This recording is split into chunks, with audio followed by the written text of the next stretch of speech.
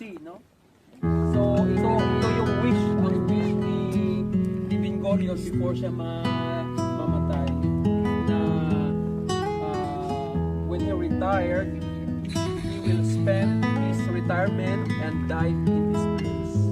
Okay? Dito talaga So siya the namatay. first prime minister, Ben-Gurion, right?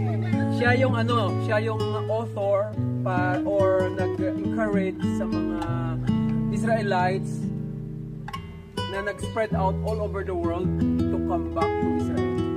Siya talaga yung nag-initiate, siya yung utak, siya yung head para pabalikin ang mga Israelites na nag-spread out all over the world sa Israel. Alam naman natin, no, after masira ang second temple, the second temple, di ba, ang first temple sa Jerusalem was built by King Solomon. Okay? The first temple in Jerusalem was built by King Solomon, son of King David, right? And then it was destroyed by Babylon. Presently, Babylon is called Iraq, right? So it was conquered by Babylon, and later on it was rebuilt. The wall was rebuilt, and the temple by Herod, King Herod the Great, and it was again destroyed.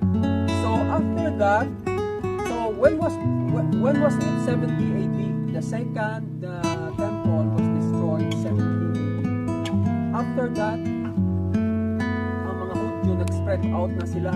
Ang tawag yan, the diaspora, the dispersion of the Jews.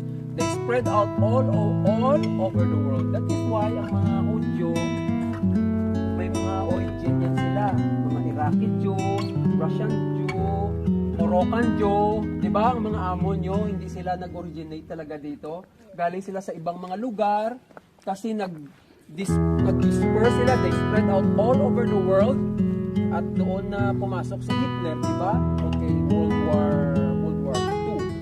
Okay, so si Ben-Gurion ang nag-encourage sa kanila that we need to go back to our land. So siya ang unang prime minister ng Israel. And he was living a very simple life. Kasi more on siya, agriculture.